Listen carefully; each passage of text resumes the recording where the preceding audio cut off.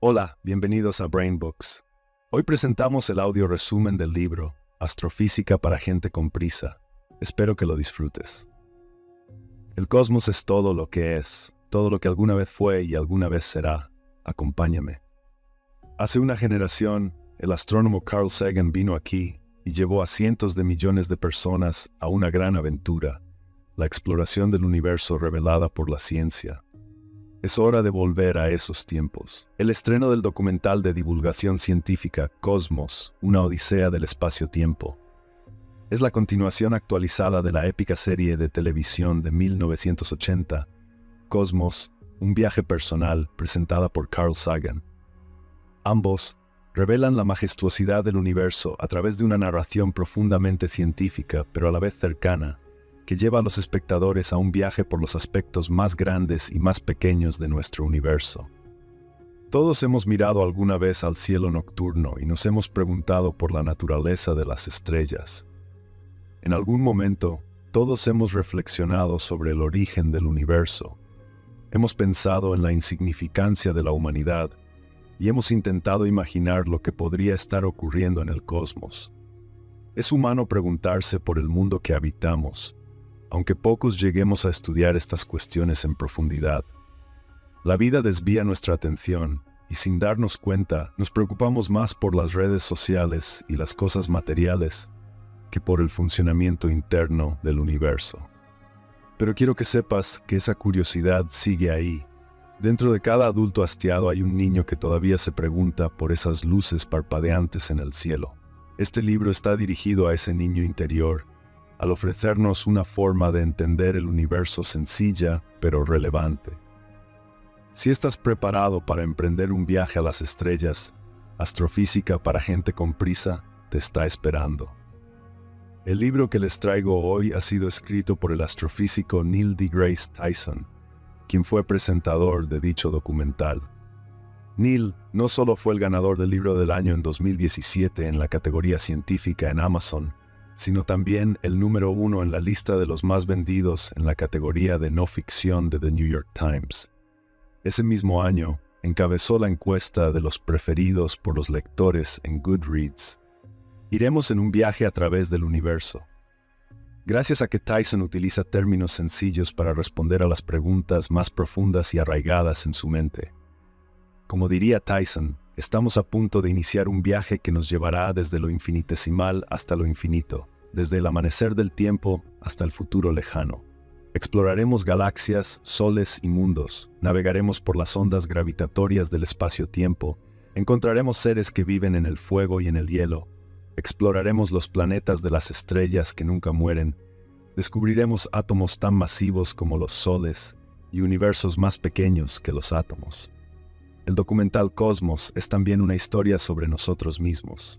Es la saga de cómo tribus errantes de cazadores y recolectores encontraron su camino hacia las estrellas, una aventura con muchos héroes.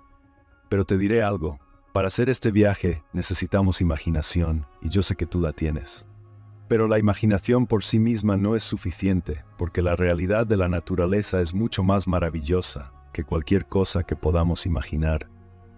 Esta aventura es posible gracias a generaciones de buscadores que se adhieren estrictamente a una serie de reglas sencillas. Poner a prueba las ideas preconcebidas mediante la experimentación y la observación. Construir a partir de las ideas que pasan las pruebas, rechazar las que fracasan, seguir las pruebas donde quiera que nos lleven y cuestionarlo todo.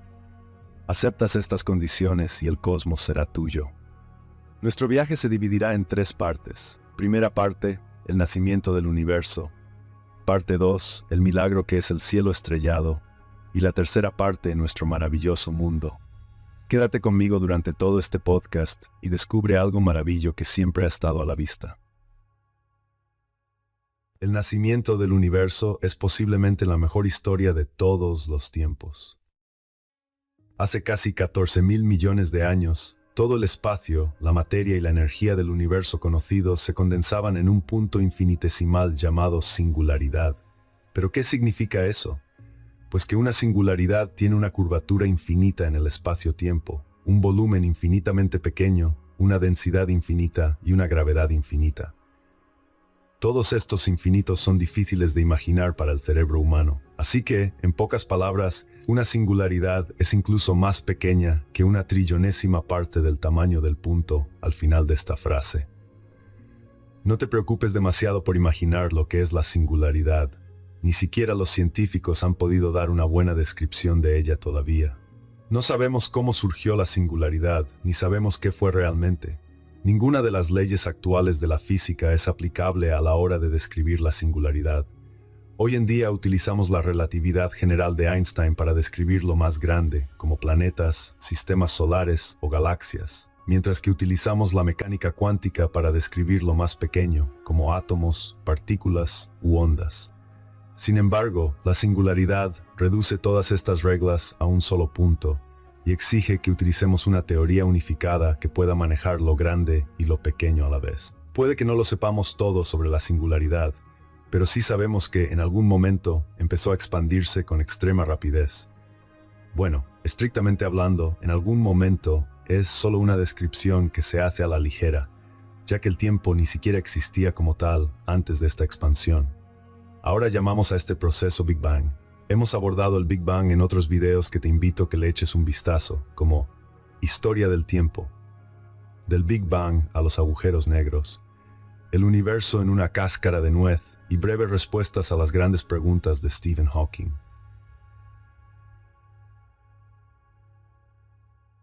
La primera etapa se llama la era de Planck y se refiere al intervalo de tiempo que va desde el Big Bang, 0 segundos, hasta los 10, elevado a menos 43 segundos inmediatamente posteriores.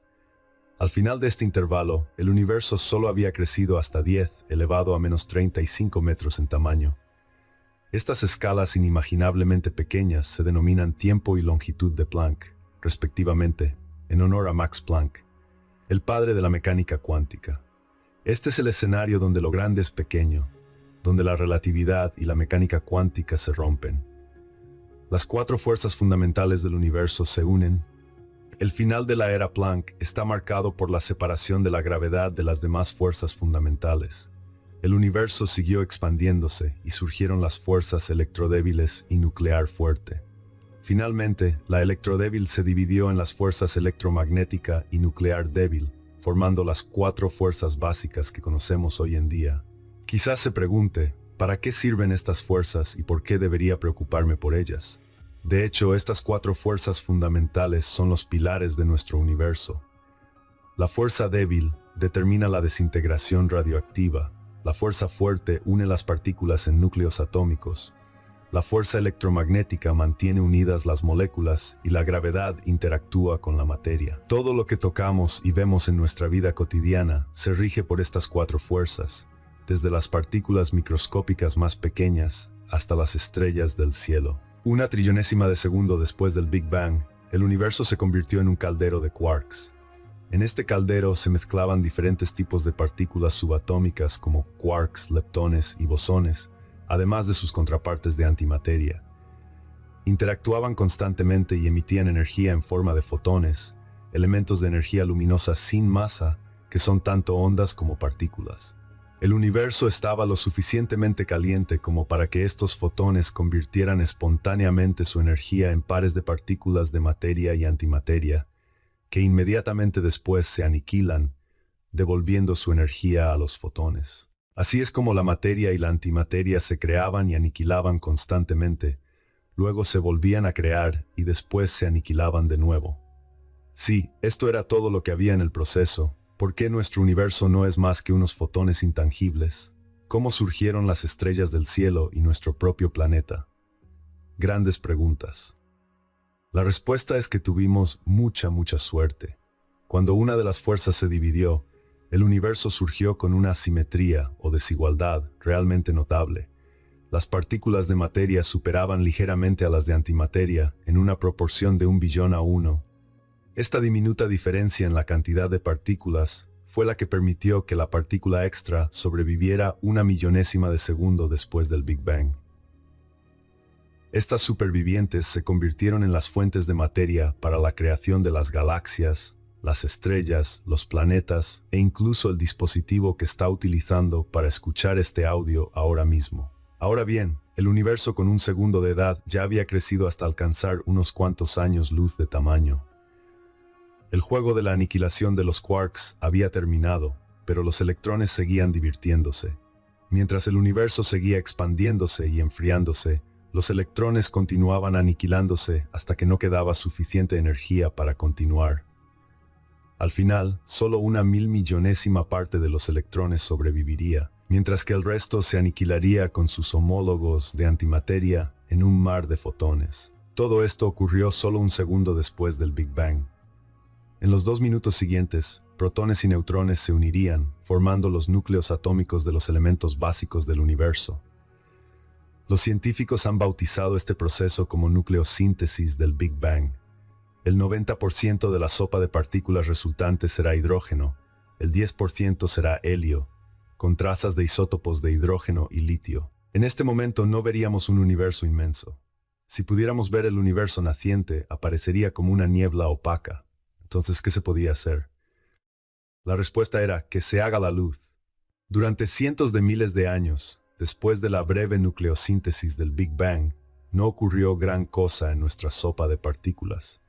Durante este periodo, el universo siguió expandiéndose, enfriándose y oscureciéndose, diluyendo la concentración de energía. Por supuesto, aunque la temperatura descendía continuamente, seguía siendo lo suficientemente alta como para permitir que los electrones de alta energía viajaran entre los fotones, chocando contra ellos y haciendo que ambos rebotaran. Si estuvieran conscientes, definitivamente se sentirían irritados por este tipo de acoso. Ni los electrones ni los fotones podían escapar de este proceso. Estaban encerrados en un combate de boxeo de partículas aparentemente interminable. Como los fotones eran golpeados por los electrones, solo podían recorrer una distancia muy corta. Así, para un observador, todo el universo aparecería como una espesa niebla opaca a nuestros ojos. ¿Cuándo terminarán estos días?, se preguntaban los fotones con rabia e impotencia. Los físicos nos han dado una respuesta. Este acoso duró unos 380.000 años. Durante este periodo, el universo continuó enfriándose, y después de que la temperatura del universo descendiera por debajo de los 3.000 grados Kelvin, los electrones se ralentizaron hasta un punto en el que podían ser capturados por los protones que pasaban. Los electrones y los protones formaron átomos completos que eran eléctricamente neutros. Finalmente, los fotones quedaron libres para viajar por el universo a 300.000 kilómetros por segundo. Los fotones son luz, por lo que, casi como en un espectáculo de sombras, estos fotones llevaban consigo la huella de donde se encontraba toda la materia en el momento del enfriamiento. Este fondo cósmico es la encarnación de la luz sobrante del deslumbrante y chisporroteante universo primitivo. Pero a medida que el universo siguió expandiéndose y enfriándose, los fotones con longitudes de onda en el rango de la luz visible fueron perdiendo energía y se convirtieron en fotones infrarrojos. Aunque no podemos ver este estallido de luz con nuestros propios ojos, hoy podemos utilizar instrumentos diseñados para medir la radiación resultante. Los antiguos fotones han perdido tanta energía que ahora se encuentran en el espectro de las microondas. Como tal, llamamos a la huella que dejan radiación cósmica de fondo de microondas. La existencia de esta radiación es como una foto del pasado y la prueba más concluyente de la teoría del Big Bang. 14.000 millones de años después, en este momento, nuestro universo sigue expandiéndose incluso más rápidamente. Espera, eso es un poco extraño. El universo parece ciertamente estable ahora. ¿Cómo es que sigue expandiéndose y por qué? Podemos empezar a dar los primeros pasos para responder a estas preguntas, comenzando con la gravedad. Sir Isaac Newton describió por primera vez esta atracción entre dos objetos cualquiera. Sin embargo, no es tan simple como que un objeto tire de otro.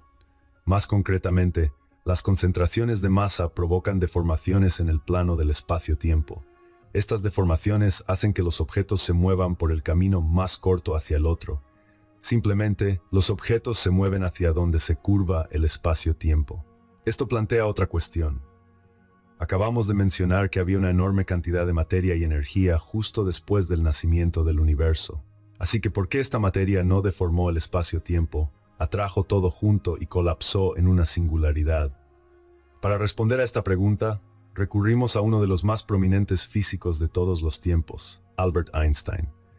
Durante su vida, la teoría predominante era que el universo tenía un tamaño constante, que no se expandía ni se contraía. Para crear un modelo matemático de este modelo estático y estable del universo, Einstein introdujo una constante cosmológica, la letra griega mayúscula lambda, le. El único propósito de lambda era resistir la gravedad y mantener el universo en equilibrio. Sin embargo, aunque este modelo parecía estable, los físicos han descubierto que es todo menos eso. Lambda equilibra el modelo, pero también lo deja extremadamente inestable. El universo de Einstein se encontraba entre la expansión y el colapso total, como una pelota en la cima de una montaña que podría rodar hacia abajo en cualquier dirección con solo un pequeño empujón. Además, como hemos dicho, los físicos pronto descubrieron que el universo no era estático, sino que se estaba expandiendo. También descubrieron que cuanto más distantes estaban las galaxias, más rápido se alejaban de nuestra Vía Láctea. Esto resultó ser un problema para Einstein. Como no pudo encontrar ninguna fuerza de la naturaleza que se correspondiera con la constante cosmológica lambda, y parecía que su hipótesis de un universo estable era errónea, Einstein acabó abandonando la tesis de lambda. Sin embargo, la ciencia siguió avanzando y se desarrollaron nuevos modelos para describir el ritmo de expansión del universo. Los resultados de estos modelos mostraron ritmos más rápidos de lo esperado, y los físicos no tenían una manera fácil de explicar esta expansión sin reintroducir lambda. Esta constante cosmológica ha vuelto a la vida, y ahora tiene un nombre mucho más emocionante: energía oscura. Hasta la fecha, todavía no sabemos cómo surge la energía oscura o qué es en realidad. Sin embargo, los experimentos científicos han demostrado que constituye la mayor parte del universo, representando el 68% de toda la masa y la energía. En comparación, toda la materia ordinaria con la que interactuamos a diario comprende solo el 5%. Lo más extraño de la energía oscura es que no se encuentra cerca de los planetas o las galaxias. En cambio, surge del espacio entre la materia, en el propio vacío. A medida que el vacío del espacio crece, la densidad de la materia y la energía ordinaria en él disminuye. Esta disminución de la densidad hace que la energía oscura tenga un efecto aún mayor. Con este mayor efecto viene aún más vacío y el ciclo se repite, causando una aceleración exponencial de la expansión del universo. Lo que esto significa para nosotros es que todo lo que no esté ligado gravitacionalmente a la Vía Láctea se alejará de nuestra galaxia a un ritmo cada vez mayor. Las galaxias lejanas que ahora podemos ver en el cielo nocturno acabarán alejándose de nosotros más rápido que la velocidad de la luz, desapareciendo en el espacio que no es observable. Esto no rompe ninguna regla física, ya que los objetos no se están moviendo realmente, sino que el vacío entre ellos está creciendo. Dentro de otro trillón de años, si sigue habiendo vida en la Vía Láctea, puede que ni siquiera sepan que hay otras galaxias ahí fuera. El universo observable podría consistir únicamente en un sistema de estrellas cercanas de larga vida. Ese día, la historia del universo no será visible para los observadores que queden. Todo lo que verán en el cielo nocturno, aparte de un número desconocido de estrellas restantes, será un frío interminable. El milagro del cielo estrellado. Ahora que sabemos cómo nació el universo, hablemos de las estrellas que habitan nuestro cielo nocturno. Durante casi 1.000 millones de años después del nacimiento del universo, la materia siguió uniéndose por la gravedad. Con el tiempo, se acumuló la suficiente para formar casi 100.000 millones de galaxias, cada una de las cuales contenía cientos de miles de millones de estrellas.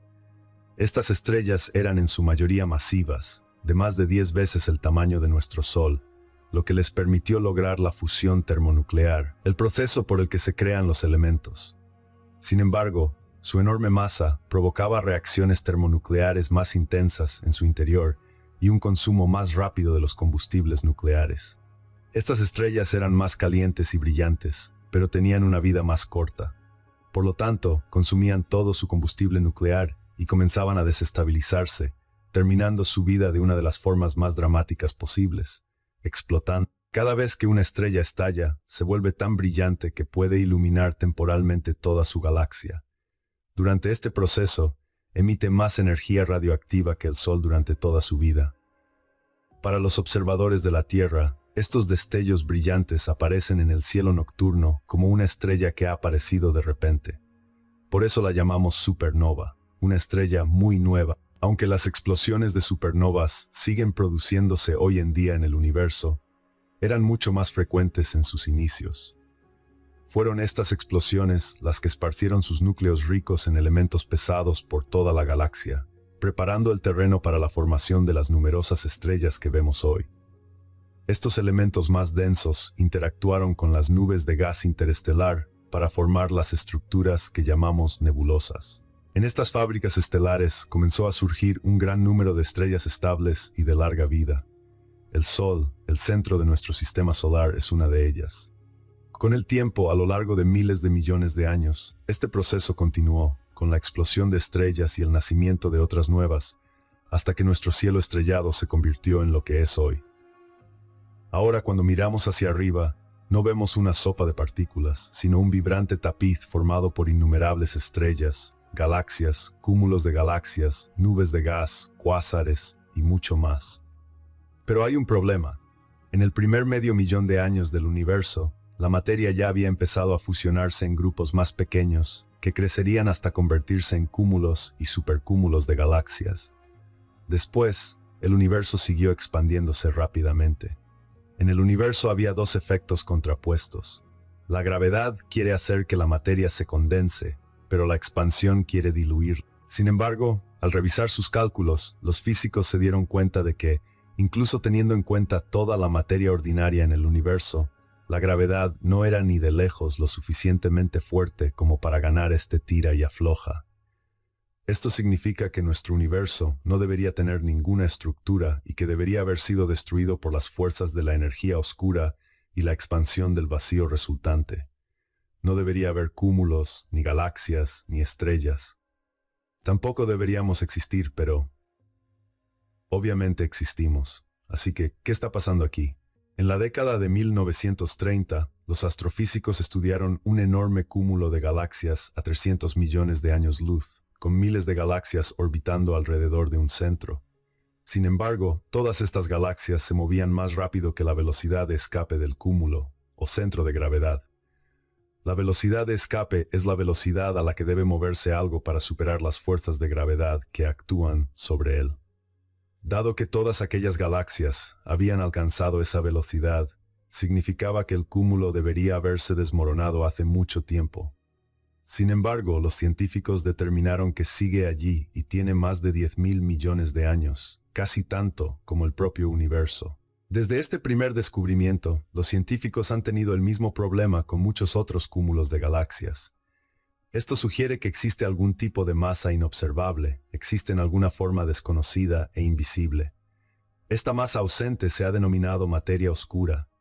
Aquí oscuro significa simplemente desconocido, no literalmente oscuro. La materia oscura es fundamentalmente diferente a todas las sustancias que conocemos.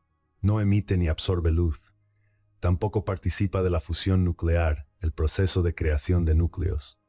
Lo único que sabemos es que obedece a las mismas leyes de la gravedad que la materia ordinaria. Sin embargo, proporciona unas 6 veces más de fuerza gravitatoria que la materia ordinaria. La abundancia y el poder gravitatorio de esta masa ausente han configurado la estructura de nuestro universo para que sea como es hoy. La materia oscura no tiene casi ninguna otra interacción con la materia ordinaria. Por tanto, no podemos observarla directamente, sino que solo podemos deducir su existencia observando el efecto real de su gravedad sobre la materia visible. ¿Qué podría ser exactamente la materia oscura? ¿Será que estamos viendo los efectos de fuerzas de otra dimensión? ¿Existe algo en un universo fantasma o paralelo adyacente a nosotros, donde la gravedad de la materia ha atravesado alguna membrana cósmica? No conocemos las respuestas a estas preguntas. Todo lo que sabemos es que la materia oscura ejerce fuerza gravitatoria y la materia ordinaria responde a ella. Y algunos de ustedes aún recordarán, acabamos de mencionar que la energía oscura es lo más abundante en el universo, representando el 68% de toda la masa y la energía. La materia ordinaria solo representa el 5%. El 27% restante es materia oscura. Todo lo que podemos ver y percibir, nuestro planeta, los cuerpos cósmicos como el Sol, la Luna, las estrellas, la Vía Láctea y los agujeros negros, incluso si los combinamos todos, solo suman un 5% del universo. Sin embargo, es el otro 95% el que forma la estructura y los cimientos de nuestro milagroso cielo nocturno. Y cuando se trata de milagros, la mayor maravilla del universo somos probablemente nosotros, es decir, la vida. Y la vida en la Tierra solo es posible gracias a la interacción de nuestro planeta con su estrella más cercana, el Sol. No hay ninguna civilización en la historia de la humanidad que haya ignorado la existencia del Sol. No ha habido una sola especie en la historia de la Tierra cuya existencia no haya estado directa o indirectamente afectada por el Sol. El Sol emite un flujo constante e interminable de luz y calor que da origen a nuestro mundo vivo. El Sol tiene 1,3 millones de veces el volumen de la Tierra. Bajo su gobierno gravitatorio, el sistema solar tiene 8 planetas con numerosas lunas, planetas enanos, un cinturón de asteroides, cometas, el cinturón de Kuiper, la nube de Oort, etc., y todo ello con un diámetro de unos 2 años luz. Este enorme imperio solar se formó hace 4.600 millones de años. Por aquel entonces había una enorme nube molecular interestelar en una parte indeterminada del universo. Esta nube dio lugar a una galaxia poco distinguible, que a su vez dio a luz a una estrella poco distinguible bajo la influencia de la gravedad. Junto con la estrella poco distinguible surgieron una serie de objetos que orbitaban a su alrededor, como planetas rocosos y gaseosos, decenas de miles de asteroides y miles de millones de cometas. En los primeros cientos de millones de años, los planetas limpiaron la mayor parte de los restos que quedaban resultado del desenfreno de la creación. Actuaron como vacíos cósmicos que succionaban todos los restos de roca y gas. Fue un proceso violento en el que los planetas alcanzaron temperaturas increíblemente altas debido al constante bombardeo de meteoritos y gas interestelar. Durante ese tiempo, la prototierra intentó aspirar más de lo que podía. Chocó con un planeta que hemos llamado Theia, rompiendo parte de la Tierra y creando nuestra luna. Con el paso del tiempo, cada vez quedaba menos materia acumulable en el sistema solar, por lo que las superficies de los planetas comenzaron a enfriarse. Cuando se formaron los océanos en la Tierra, las moléculas orgánicas se convirtieron en vida autorreplicante. Las bacterias anaeróbicas crearon oxígeno y se formó la capa de ozono. Este último paso fue el responsable de la importante labor de bloquear la mayor parte de la mortífera radiación ultravioleta del Sol, que puede destruir la estructura de las moléculas. A medida que la vida seguía evolucionando, se produjeron numerosas crisis.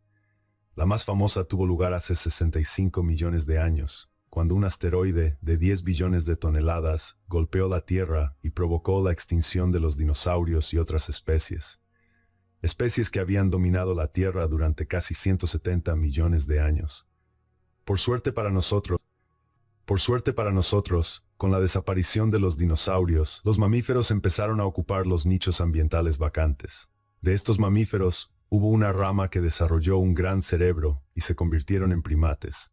De estos primates, el Homo sapiens evolucionó y acabó creando la civilización. Adquirimos suficiente inteligencia para inventar los métodos y herramientas científicas que nos permitieron deducir el origen y la evolución del universo. Y ahora, aquí estás tú, escuchando este audiolibro para intentar aprender los misterios del universo. Ya hemos terminado la segunda parte de este audio resumen. Hemos investigado la creación y la naturaleza de nuestro milagroso cielo estrellado. En el universo primitivo, se formaron numerosas galaxias y estrellas bajo la influencia de la gravedad.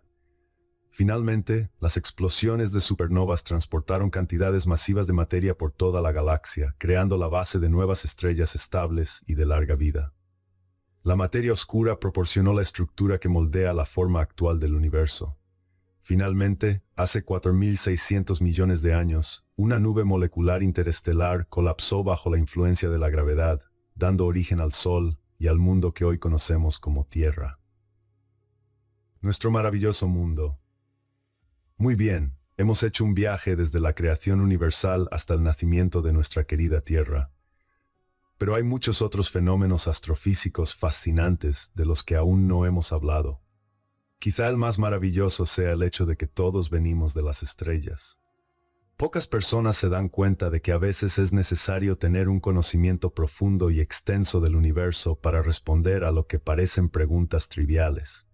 Por ejemplo, casi todos los estudiantes de química de la escuela secundaria se han preguntado, ¿de dónde vienen los elementos de la tabla periódica? Es posible que su profesor de química le haya dicho que provienen de la corteza terrestre. Sí, de la corteza terrestre es de donde el laboratorio obtiene el material. Pero, ¿de dónde proceden los elementos de la corteza terrestre? Para responder a esta pregunta, necesitaríamos conocer el origen y la evolución del universo. Como hemos mencionado antes, en el momento en que se produjo el Big Bang, solo había tres elementos: hidrógeno, helio y litio. El hidrógeno procede del Big Bang. Es el elemento más simple y solo tiene un protón en su núcleo. Su simplicidad hace que sea fácil de sintetizar en la naturaleza y, por ello, representa más del 90% de todos los átomos del universo. Sin embargo, cada segundo, 4.500 millones de toneladas de núcleos de hidrógeno en rápido movimiento chocan entre sí, combinándose para formar helio, un elemento con dos protones en el núcleo. La mayor parte del helio se creó durante el Big Bang, aunque una parte procede de la fusión nuclear de las estrellas. Las enormes fuerzas que desató el Big Bang también crearon pequeñas cantidades de litio de 3 protones. Pero hay muchos más elementos que estos tres. Así que, ¿de dónde proceden los elementos más pesados? La respuesta es que todos los elementos pesados, excepto el hidrógeno, el helio y el litio, se forman mediante la fusión en los núcleos calientes de las estrellas activas y se propagan por el universo a través de la fuerza generada por las supernovas. Con estos núcleos ricos en elementos esparcidos por toda la galaxia, se preparó el escenario para la formación de otras estrellas y sus planetas. Dos de los elementos más importantes para la humanidad son el carbono y el oxígeno, los principales ingredientes de la vida tal y como la conocemos. El carbono se forja en los núcleos de las estrellas, se agita hasta su superficie y se libera en el espacio interestelar. El carbono puede sintetizar más moléculas que todas las demás moléculas no carbónicas juntas, lo que lo convierte en el elemento más adecuado para ser la base de la diversidad química y biológica. De hecho, toda la vida actual en nuestro planeta está basada en el carbono. El oxígeno se forma y se libera a partir de los restos de las estrellas que explotan, y cada bocanada de aire o cada trago de agua que tomamos depende de su presencia. El carbono es una parte indispensable de cada célula de nuestro cuerpo, y el oxígeno, un componente químico necesario en cada gota de agua. La aparición de estos átomos se remonta a la formación del Sol, a la explosión de una supernova o al núcleo de una estrella masiva en el universo primitivo. Como dijo Carl Sagan, el cosmos está dentro de nosotros. Estamos hechos de materia estelar, de polvo de estrellas. Somos una forma en la que el universo se presenta a sí mismo. El segundo aspecto interesante de la astrofísica que trataremos es el amor del universo por las esferas. Aparte de los cristales y las rocas, muy pocas cosas en el universo tienen naturalmente bordes afilados. De todas las formas, las esferas se ven favorecidas por las leyes de la física. Los objetos esféricos en la naturaleza son creados por fuerzas como la tensión superficial, que quieren hacer los objetos más pequeños, contrayéndose en todas las direcciones. Una de las esferas más comunes es la burbuja de jabón. La tensión superficial del líquido hace que la burbuja atrape el aire en todas las direcciones y se forma con la menor superficie posible para encerrar el volumen de aire que se introduce en ella. Así se crea la burbuja más fuerte posible, aunque la película de jabón no puede extenderse demasiado. Además, se puede demostrar fácilmente que la única forma con la menor superficie para atrapar un volumen dentro de ella es una esfera. De acuerdo, las pompas de jabón son pequeñas esferas. Pero ¿qué pasa con las grandes? Por ejemplo, la Tierra bajo nuestros pies y las estrellas como el Sol sobre nuestra cabeza. Quizá piense que la Tierra tiene una superficie irregular.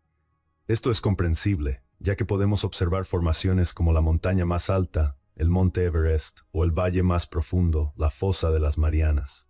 Sin embargo, la diferencia entre ambos es de solo 20 kilómetros, mientras que el diámetro de la Tierra es de casi 13.000 kilómetros. Como resultado, la Tierra a escala cósmica es tan suave que parece una esfera perfecta desde el espacio. Lo mismo ocurre con el Sol y otros cuerpos celestes del sistema solar. Con el tiempo suficiente, la gravedad puede dar forma de esfera a un objeto suficientemente masivo. Por supuesto, debido a su rápida rotación, sus diámetros polares serán ligeramente menores que los ecuatoriales y se verán un poco aplastados. Ahora hablemos de algo aún más grande. La Vía Láctea fue en su día una gigantesca bola de gas esférica que giraba lentamente. Más tarde, al colapsar esta bola debido a su propia gravedad, comenzó a girar más deprisa. Al girar cada vez más rápido, comenzó a estirarse, como se estira la masa de la pizza cuando el cocinero la hace girar. Tanto la pizza como la galaxia siguen la ley de conservación del momento angular, y ambas se aplanan naturalmente de polo a polo. Y por supuesto, la esfera más grande y perfecta es la que contiene todas las esferas, es decir, todo el universo observable. Anteriormente dijimos que el universo se expande a una velocidad en constante aceleración. Combinando la teoría de la relatividad de Einstein con la velocidad de la luz, el universo en expansión y el estiramiento de la masa y la energía causada por la expansión, encontramos una distancia en cada dirección en la que las galaxias se alejan de nosotros tan rápido como la velocidad de la luz. Dado que la luz nunca nos alcanzará a partir de ese punto, nunca sabremos exactamente lo que hay ahí fuera. Así, esta distancia máxima define una esfera más allá de la cual nunca nos llegará toda la luz y la información, por lo que la llamamos universo observable. Es el universo que es físicamente posible observar. ¿Existe algo fuera de esta esfera? ¿Tiene la esfera un exterior? No lo sabemos, y probablemente nunca lo sabremos, porque el universo que está más allá del borde de la esfera es esencialmente invisible, incognoscible, y en teoría, nunca estará en contacto con nosotros. Esta esfera es todo lo que conoceremos. En resumen, es muy común que los objetos sean esféricos. Incluso podemos decir que si alguien no entiende de esferas, no puede pretender conocer las propiedades físicas básicas de los objetos. La tercera maravilla es cómo es realmente el universo. Sabemos que la velocidad de la luz en el vacío es de unos 300.000 kilómetros por segundo. Esto significa que un fotón puede rodear el ecuador de la Tierra 7 veces y media en un segundo. Pero, ¿qué pasa si analizamos la velocidad de la luz en una escala astronómica? La luz del Sol tarda unos 8 minutos en llegar a la Tierra, mientras que la luz de muchas estrellas, galaxias y cuásares fuera de nuestro sistema solar ha viajado miles de millones de años antes de llegar a nuestros ojos. En otras palabras, la velocidad de la luz es también finita. En teoría, nunca podremos ver los objetos tal y como son ahora, ya sean cuerpos celestes, la luz del Sol o el dispositivo que estás utilizando para escucharme. Solo podemos ver su pasado. Sin embargo, en la Tierra, como la velocidad de la luz es increíblemente rápida, la diferencia temporal entre el pasado y el presente es tan pequeña que es imperceptible. Pero aún así, esta diferencia nos lleva a una conclusión sorprendente. No podemos ver el mundo tal y como es en realidad, porque solo podemos ver una imagen posterior de lo que había. Más allá de esta diferencia en el tiempo, hay muchos aspectos en el mundo que siguen siendo diferentes de lo que vemos con nuestros propios ojos. En el siglo XVII, Sir Isaac Newton separó experimentalmente la luz visible en 7 colores, demostrando que la luz visible no era blanca, como se pensaba. Además, un objeto no tiene color en sí mismo. Sin embargo, como absorbe la luz de algunos colores y refleja la luz de otros, lo vemos coloreado. Así es como vemos un mundo colorido. Más allá del espectro visible, existen otros tipos de luz, aunque son invisibles para nuestros ojos. Abarcan todo el espectro electromagnético, desde el de baja energía y baja frecuencia hasta el de alta energía y alta frecuencia, incluyendo las ondas de radio, las microondas, los infrarrojos, el espectro visible, el ultravioleta, los rayos X y los rayos gamma. Nuestra civilización moderna aprovecha inteligentemente todas las ondas. Nuestros teléfonos móviles, los hornos microondas, las lámparas fluorescentes, la desinfección de alimentos, el posicionamiento por satélite, etc., son ejemplos de aplicaciones que se benefician de estas ondas. Algunos organismos pueden ver directamente la luz infrarroja o ultravioleta, más allá del espectro visible para los humanos, por lo que ven el mundo de una forma muy diferente a la nuestra. Tras darse cuenta de que la luz invisible existía, los astrofísicos comenzaron a investigar el universo utilizando este nuevo concepto. Diseñaron telescopios con detectores calibrados para todo el espectro electromagnético. Poco después, encontraron más explosiones de supernovas. Ahora pueden recibir más información del universo y ver cómo es el Sol desde diferentes longitudes de onda. Desde entonces, nuestros radiotelescopios, como el radiotelescopio VLA en Estados Unidos y el mayor radiotelescopio del mundo, el FAST en China, nos han proporcionado una visión más rica, realista y completa del universo. Todo de lo que hemos hablado hoy se basa en la observación de lo invisible. Desde el fondo cósmico de microondas hasta nuestros hornos de microondas, el universo está lleno de luz invisible. Con esto concluimos la tercera parte de este audio resumen.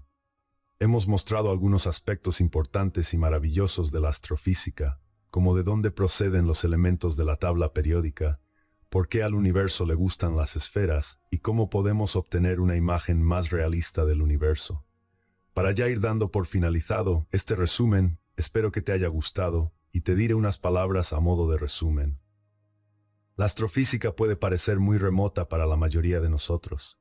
Sin embargo, nos proporciona una visión mucho más amplia, profunda, y muestra nuestra humilde posición en el universo. Esta perspectiva cósmica se nos ofrece desde una perspectiva científica, pero no es solo para los científicos. Por el contrario, pertenece a toda la humanidad. Esta perspectiva cósmica nos mantiene abiertos a ideas extraordinarias y evita que nos creamos todo lo que nos dicen. Mantiene vivo el asombro que sentíamos cuando éramos niños. Y lo que es más importante, esta perspectiva nos hace comprender que la Tierra es solo una parte minúscula del universo. A escala cósmica, nuestras luchas parecen demasiado simples y a veces tontas. Nos recuerda constantemente que debemos dejar de hacer hincapié en las diferencias en cuanto a nuestra posición social, riqueza o preferencias políticas, y que no debemos luchar entre nosotros por esas diferencias, sino celebrar el hecho de que existimos. Deberíamos revisar los valores que unen a todas las personas, trascender nuestra zona de confort y captar nuestro parentesco existencial con toda la vida en la Tierra. Nuestro planeta es precioso y también lo es toda la vida que hay en él. Solo me queda decir, suscríbete si te ha parecido interesante y nos vemos en el siguiente audio resumen.